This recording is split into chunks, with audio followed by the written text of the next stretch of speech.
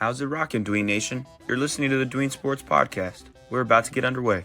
But before you give us a listen, we'd love if you could like, comment, subscribe, and share. We are posting weekly sports content, and we want to build up the brand that is Dween Sports. Thank you all, and enjoy. Welcome in, Dween Nation. This is your host, Justin Paez, alongside Genoa Agudelo, and we're here talking about Week 10 of the NFL season as Monday Night Football is rolling on, and somewhat of a snooze fest thus far. Obviously, we're only at halftime in that game, but Week 10 was, I would kind of relate it to being a snooze fest. I didn't think there wasn't too many points around except Thursday Night Football, and then if you had maybe like Chuba, Bijan did a really great game. But like I was looking at the wide receiver leaders this week, and obviously number one was Jamar Chase at record breaking numbers. But receiver 2 in the week, Marquez Valdez-Scantling. Receiver 3, Tylan Wallace. Receiver 4 was Calvin Ridley. Receiver 8, Alec Pierce. Receiver 10, John Mechie. Receiver 11, Ricky Pearsall. So a bunch of waiver wire guys put up some points this week. The sad side is probably not in anybody's lineups this week. But we got to discuss it. We got to discuss what we saw, everything we ingested this weekend. And I'm excited to dive into all that. But before we do, how you doing, Jano? Yo, Dween Nation. Justin, I'm doing pretty good. Somewhat of a bittersweet weekend. My Texans had a collapse of all ages last night. Yeah. I'm still recovering it. But on the bright side, I'm on the brink of winning in all 4 of my leagues. So there's that. You mentioned Chuba Hubbard and Bijan Robinson. I had both of them in my lineup in my main league. So they were top 2 in running back finishes this week. So I'm feeling pretty good about myself. I would have kind of wish I hit the trifecta this week with my beloved Texans. They had a 23-point, lead last night and they collapsed, and that hurts. So I'm still hopefully, I'm glad that I will be winning in all 4 of my leagues. So, but other than that, you mentioned that this weekend probably been one of the biggest weekends, and that helps no one. I don't know if you heard of that kind of segment on NFL fantasy, and so that kind of pertains to this weekend. You mentioned Marquez Valdez-Scantling. We had a running back for the Dolphins, a name not Mostert or A-Chain scored. I think it was like Washington or something like that. Was it Jalen Wright maybe? Malik Washington. Malik Washington. Okay. Yeah. So we're kind of in that point of the season where that kind of happened. So, but anyways, it's been a great weekend, and looking forward to discussing breaking it down and what went wrong pretty much. Yeah, and looking at it, at least mine, I won't speak for yours, but my takeaways, they are positive. I got some positive takeaways this week if you have these players, and I'll start us off. And I'm actually going to talk, I'll spoil it a little. I'm talking about a quarterback, then I'll talk about a running back, then I'll talk about a receiver. That's how my takeaways look this week. And at the top, I have Kyler Murray, who has now led the Cardinals to 4 straight victories. This team is kind of falling into form. Obviously it's a lot of James Conner, who has been phenomenal. He looks great at his age.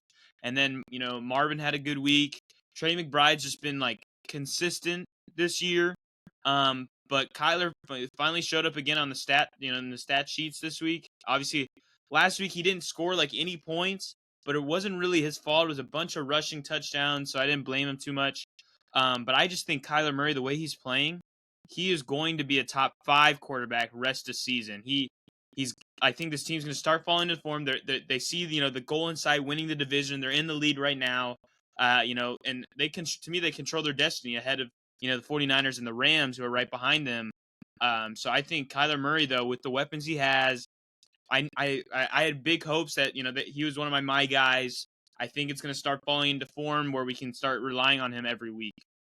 Yeah, Justin, with the Cardinals, they do get a bye week this upcoming week, in week 11, I believe. And so when they come back, they go to Seattle and they go to Minnesota there.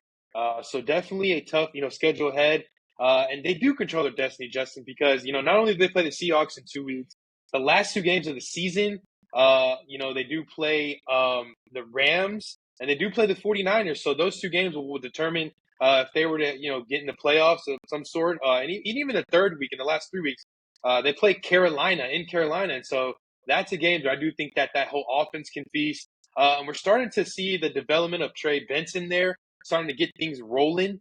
So they're developing a little bit of a 2-headed running back monster 3 if you count Amari DeMarcado. And Marvin Harrison looks pretty good there. He scored a touchdown yesterday. And so, I'm still waiting for that Michael Wilson kind of breakout game for him to kind of join the graces of this offense. They're still a little bit one-dimensional, but, nevertheless there, Kyler Murray is starting to form their intuition there. And, I'm very happy for, Jonathan Gannon there and that coaching staff. So excited to see what they can do all season. They have a lot of key matchups to finish out the year. And the fantasy playoffs is really good for Kyler Murray and the Cardinals there. So definitely agree with you there. I'm going to go with a different quarterback there. You mentioned that Kyler Murray could finish top 3, top 5. I think Joe Burrow, King Tiger there, he's going to possibly finish top 3, Justin. I mean, look what he did look what he did Thursday night against the Ravens in Baltimore. And he did all this without T. Higgins. Justin, can you imagine when they get T. Higgins back? Yeah. Looking at this Bengals team, they're 4-5. Joe Burrow kind of came up with this quote today that they need to win 7 of their next 9. They are 4-6, after the loss to Baltimore. Joe Burrow mentioned that, hey, we just need to finish 7 out of this next 9.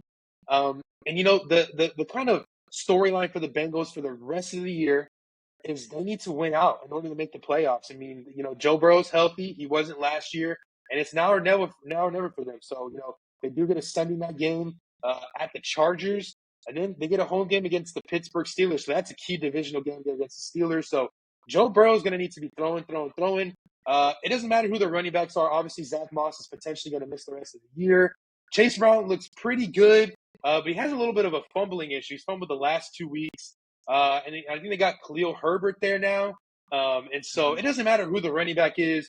Joe Burrow's going to throw. He has his best friend, Jamar Chase, who's about to hit 1,000 yards next week. Obviously, this weekend this weekend they're home, or they're at, the Chargers. And I do think that could be a potential shootout there in SoFi. Gesicki's kind of hot. Yoshivaz, I know I'm always struggling to pronounce his name. And Gesicki's kind of coming on as that third guy that he's going to. As well as Tanner Hudson, and she targeted a lot this past Thursday night. So, going into this year, I was a little concerned of, targets outside of Jamar Chase. And we haven't been able to depend on T. Higgins, but it looks like he should be returning this Sunday night. But I just love Joe Burrow this year. I mean, at first I was a little bit concerned about him, but then he proves that he can play on the at home well, and now he can play on the road well. And I do like that matchup there at SoFi this upcoming week. So I do think that Joe Burrow is going to finish a top 3 fantasy quarterback by the end of the year. You got to remember that the Bengals, the margin of error is really thin for them. They're in a division with Baltimore and Pittsburgh, and the Bengals, they're very talented, and it's a shame, Justin, if they were to miss the playoffs. So you got to believe that Joe Burrow is going to be on his A game right now. You could make the argument that if the Bengals record was just a little bit better, Joe Burrow would be an MVP candidate. He's at 24 touchdowns. It's only 4 picks, which is really good touchdown, the INT ratio there. And he performed really well on Thursday night. It's just tough that they weren't able to convert that 2-point conversion and upset those Ravens. So, they do have a chance to kind of beat the rest of this division. They already kind of lost, 2 to Baltimore. So, it's like I mentioned, Joe Burrow's going to need to throw, and that's why I figure he's definitely going to finish, I believe, a top 3 quarterback the rest of the year. No, I agree. Burrow's lighting the league on fire. I honestly was somewhat worried this Thursday that, without, T. Higgins, that they might struggle a little bit. And we saw how good Baltimore locked down Denver. But it's so clear the way the Bengals offense runs with Jamar. Just throw it to Jamar, and it's going to work out for you. He was so good. And I think Burrow and him obviously have the chemistry from the last, 5 or 6 years playing together. Throughout college to now. So I agree. He's gonna be great. And as you mentioned, they can't lose anymore. They got to go all out every game. So you're gonna Burrow's gonna be a very useful person all year. I mean, he's got 9 touchdowns over the last 2 games. Is wild to say. As you mentioned, you said only 4 picks on the season with the amount of passes that the Bengals run or throw every game. You got to have him on your team. And if you've had him this season, you're super happy. And even like Tanner Hudson, who's like their 4th or 5th option, was the tight end 4 this week with 7 targets. So Burrow's hitting guys that we don't even know about and it's working. So I like that there. Moving to my next takeaway, it's a running back takeaway, as I mentioned earlier, and it's about Bijan Robinson. Through weeks 1 through 5, he was the running back 22. We had games where he was involved, and then the next week it was Algier, and we were like, what's going on? But since from week 6 and on, he's been the RB3. So there's been a major turnaround in the process. He's getting catches, he's getting runs, he looks phenomenal. And I really think he will be a top 3 running back rest of the season. Currently the RB6 on the year, so obviously these last few weeks have been kind of upticking his overall performance on the season. But with the way Atlanta's looking, sometimes they struggle in the passing game just because I don't know if their O-line's okay, solid. But they struggled against the Saints. But their one saving grace was Bijan Robinson. And I'm really excited about the schedule for Atlanta rest of season. I know they still have the bye in week 12, and they got a tough matchup against Denver. But I really like the playoff stretch. Vegas, Giants, and Washington are their last 3 games. Is his last 3 games. And this is kind of that sophomore breakout we saw with Jonathan Taylor. We saw it with Pacheco. We've seen it with Kyron Williams. It just took a little bit longer than we thought. But that's why I have Bijan a top 3 running back rest of the year. Yes, Justin, I'm so happy that, Bijan is finally been given, the keys to that, Atlanta offense. My UT guy, I drafted him in one of our main leagues this year, and I've been very happy with him. He got me a win this weekend, so I'm very happy as a Bijan Robinson owner. I'm a little scared of this upcoming week, in Denver. That's a little bit of a scary matchup to me for Bijan Robinson. I think this is a game that potentially Kirk Cousins could struggle, but we'll talk about that later in the week. But nonetheless, I've been so happy being a Bijan Robinson owner. The first couple weeks of the season, it did not look so bright, to be honest with you, Justin. But now he's taken off. I'm so glad that he's getting all the touches, all the carries.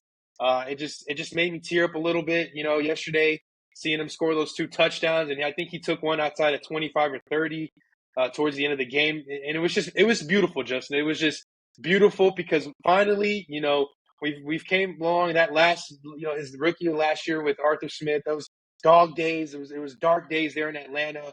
It was a Cordell Patterson and Algier kind of shared backfield last year. And then now they throw in Algier here and there. But it was just very beautiful, Justin. I mean, literally, I think I shed a little bit of a tear, and it shined, going down my cheek. And I was very happy as a Bijan Robinson owner. Definitely hope you're right. I need him for my, kind of playoff push in one of our main leagues. So definitely hoping that comes into life there. For me, Justin, I'm going to have to go the other direction now. We started off this video kind of positive. Kyler Murray's going to finish top 5 QB. Joe Burrow's going to finish as well. And Bijan a top 3 running back. But now, Justin, I got to go the other way. And it's kind of the bottom tier of fantasy. And that is our guy, our reigning Super Bowl MVP, Patrick Mahomes. Something just seems very off with this team. And, thankfully Travis Kelce's back in the tight end fantasy world. He's had 2 back-to-back great games.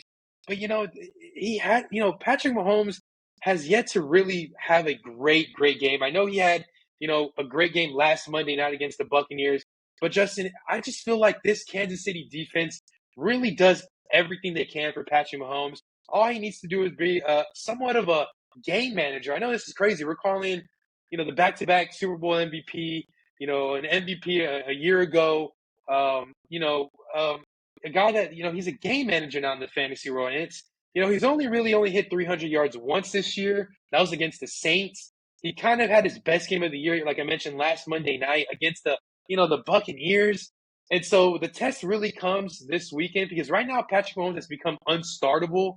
The test comes this weekend in Buffalo. This could be a shootout. If Josh Allen can pick apart this, Chiefs defense from the start and they can, take a massive lead, I really want to see what Mahomes can do when his defense struggles because when his defense does all they can do, get the stops, get all this, pretty much gets all the stops they need. Patrick Mahomes kind of feels like he doesn't really need to do much in the game, and he kind of just throws whatever. And it doesn't seem like the Patrick Mahomes we become to know and love because Justin, 2018, he broke onto the scene as a starter. Throws 50 touchdowns, and then a couple years ago, Tyreek Hill gets traded, and it doesn't matter. He still has a great fantasy season, wins the MVP. And even last year, they did struggle on and off. He had a great first half of the season until the back half of the season. They did struggle. And then ultimately he did win the Super Bowl. But it's just, there's something off about this year's Chiefs. I don't know if they've lost hunger, but at this point, I feel like there's other options you can look towards um, to kind of starting there. I mean, I even feel like guys like Justin Herbert, obviously if you have Joe Burrow, he's performing at a higher level. Even my guy CJ Stroud, who's struggling, I think he still finishes strong this year. And it's just kind of sad that Patrick Mahomes isn't kind of going off this year. Justin, he's only had one game this year that he's had 3 touchdowns or more. He's had many games in the past where he was able to exceed that. So maybe it's because of targets, maybe it's because Rasheed Rice and Hollywood Brown is hurt, but it doesn't matter. He still was able to go off with Sky Moore and Juju Smith-Schuster. So it's a little concerning there. Hopefully he can kind of show out this weekend in Buffalo. But I'm curious to get your thoughts. I mean, do you think he has a great game in Buffalo? Do you think that, maybe it's just the defense that he feels just comfortable just doing the minimum? I mean, I don't know. I don't know if I'm exaggerating here, but I feel like there's just something off here, Justin. They're definitely, obviously this season as a whole has been a bust of a year for Patrick Mahomes, at least in fantasy. Obviously they're still undefeated, but actually how I look at it is since the trade of DeAndre Hopkins to Kansas City, Mahomes is, pass attempts per game, 38, 44, 42. He only cracked that 38 over 38 once prior to that. So I think he's passing it more. Obviously, last week was a tough matchup against the Broncos. So that to me, I don't put this game too hard on him. Then he plays Buffalo, which historically has been a game where we've seen him kind of play very well, at least in the playoffs, settings. And then he plays Carolina and Vegas the 2 weeks after that. So I might be transitioning a little because I was completely on your side. Like, it was ugly. Things weren't going well, but to me, I've seen a clear transition since Hopkins has been in the fold. He's been throwing it a little bit more. Kareem Hunt, he's been very good in his stead thus far. I think something that might hinder Mahomes is if Pacheco returns shortly, because Pacheco is a very good runner. But like Hunt even had 7 catches last week. I think we've seen more of Kelsey the last few games. I know that's maybe due to the injuries to Rasheed and everything like that. But I think Kansas City's offense is taking progressions in the right direction, even though they scored only 16. So I'm on the fence. I want to see it this week or next week. If he struggles, then I'll be even more worried. But yeah, that's kind of where I stand. Moving to the last takeaway of the day, or of the week of week 10, I'm talking about a wide receiver, as I mentioned earlier, and I'm talking about George Pickens. And George Pickens is going to be a top 10 wide receiver rest of season. He has been very, very good with Russell Wilson at quarterback. It's just somebody that can get him the ball is really all he's ever needed in his career. And unfortunately, he hasn't had the fortune of having those players. He's had Fields, who is okay as quarterback, but he wasn't a great passer. And then he had Trubisky and Pickett. Like, it was a tough story for him to kind of get out of that. But since Russell Wilson's been introduced, over 18 points in fantasy twice. He's finally getting on the targets he needs. Is able to go up and get those great catches. And if you look at their schedule, they're all going to be games where it's going to be close. They're not going to ever be dominating. They play Baltimore twice. They play Cincinnati. They get a game against the Eagles and 2 games against the Browns, who have been struggling on defense.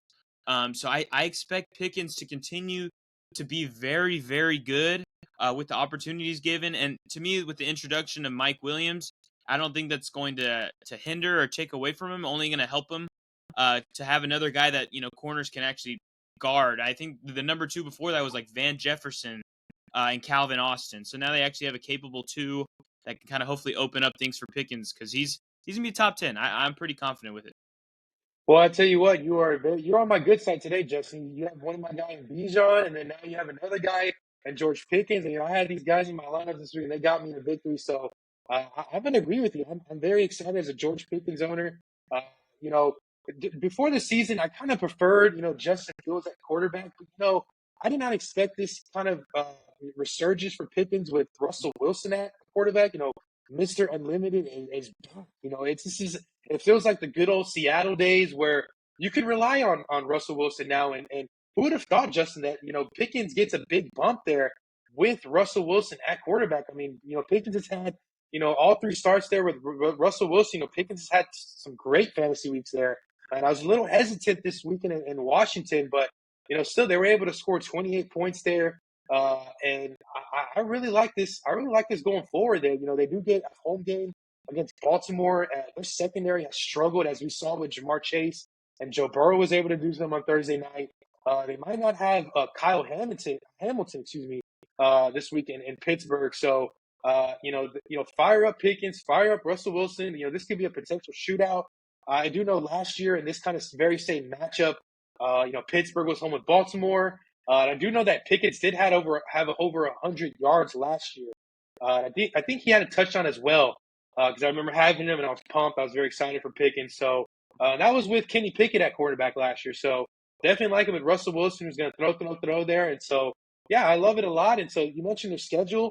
The Steelers are having a great year, to be honest. They're kind of, going neck to neck with Baltimore there for that division. So you gotta believe that, they're going to be in some shootouts too.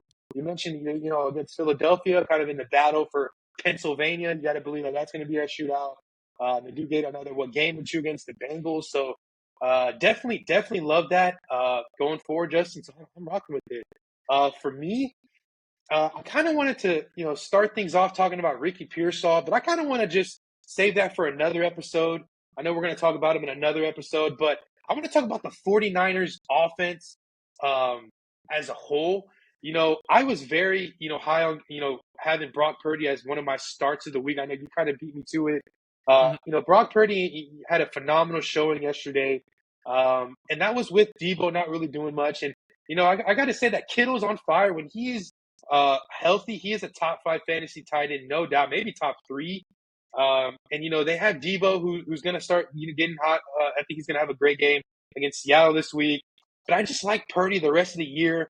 I feel like Kyle Shanahan, this offense, they know that, their season is most definitely on the line with Arizona at the throat. Currently, as we speak, the Rams are trying to score and kind of take the lead against Miami. So they're trying to look to get a victory. And no one really knows what Seattle's going to do. They're so very hot and cold. Hopefully they can get DK Metcalf back this weekend. But this division, if you look at it from the outside, it's very tight. And, I do think that Christian McCaffrey being there is going to help boost this 49ers offense. Jordan Mason, he's healthy, so he's going to be that second guy that they can lean on, maybe in goal line situations. And, Juwan Jennings is back in the lineup as well. So it's not looking too bad for the 49ers, actually. This 49ers offense as a whole is going to take off. And you know what, Justin? I want to kind of say going forward that I'm looking to say that Brock Purdy is a must-start going forward for the rest of the year, Justin. Just to run down their schedule, they get Seattle, this weekend. And then the week after that, they go to Green Bay, which, yes, that's a tough, defense. But I do think that Brock Purdy can have his way against that defense. Then they get a game against the Bills. I think this is Sunday Night Football, looking at the schedule. And then they play the Bears, the Rams. They go to Miami. And then championship weekend, Justin, they get a home game against the Detroit Lions there. I mean, if that doesn't spell shootout, Justin, I don't know what does. Obviously, the Lions are a great defense. They had a great showing last night against my Texans. But you know what? McCaffrey's back, and he had a great game receiving. George Kittle had a touchdown yesterday, and so did Pearsall. And Pearson, I think I'm saying that right. And, they have other guys that they can get involved. That's just kind of how Kyle Shanahan has worked his way up to being one of the top head coaches in the league. And, they just have so many guys that they can feed. And that gets me very excited going for Purdy. Right now looking at his stats, he only has 12 touchdowns and 7 picks. I do think that part of that was, McCaffrey not being there and then Ayuk and Debo being in and out the lineup. But like I mentioned, Justin, how you win fantasy football championships is what the teams are doing. Like, for example, if there's teams that need to make a playoff push and they have talent, they're going to score points. They're going to get you points. Kind of how this is how you win championships. A great example is last year's Rams, right? They wanted to make that playoff push. Kyron was going off. Puka was going off. So that made that was the reason why, certain players or certain managers were able to finish and win fantasy championships. Same with, the Dallas Cowboys. They were wanting to win their division.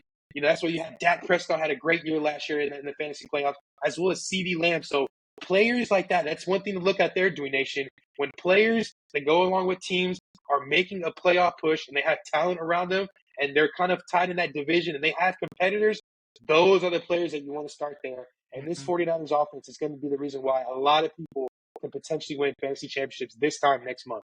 Yeah, no, I like everything you're talking about. The McCaffrey coming back is absolutely huge. With Debo and even Jawan Jennings, Ricky Pearsall, George Kittle. I mean, he's still got a lot of weapons even without Ayuk. So I expect a lot of big things. And to me, down as you're talking about their schedule, the only game that kind of can somewhat scare you is maybe Chicago. But Miami, even Green Bay, I like the matchup. Detroit, Seattle, the Rams, Buffalo. I think those are all games that it's going to be a lot of points on the board, and San Francisco is going to lead the way. So I like that a lot. Fire up a lot of your players. I mean, as you mentioned, we'll kind of foreshadow our next episode talking about maybe Mr. Pearsall. So come and listen to that. Thank you guys for listening to our takeaways for Week 10. And we're heading forward into Week 11. So, stay tuned. Let's keep winning to get ready for the fantasy playoffs and win our fantasy championships. So, as always, send us out. Yo, Dewey Nation, we are making the push for the fantasy playoffs there. So stay tuned with us. Keep tight with us because we're going to help you win your fantasy championships. Justin and I have won championships all over the board there. So we know what it takes to win championships there. So stick with us. Thank you for watching. We love you guys. And as always, Peace.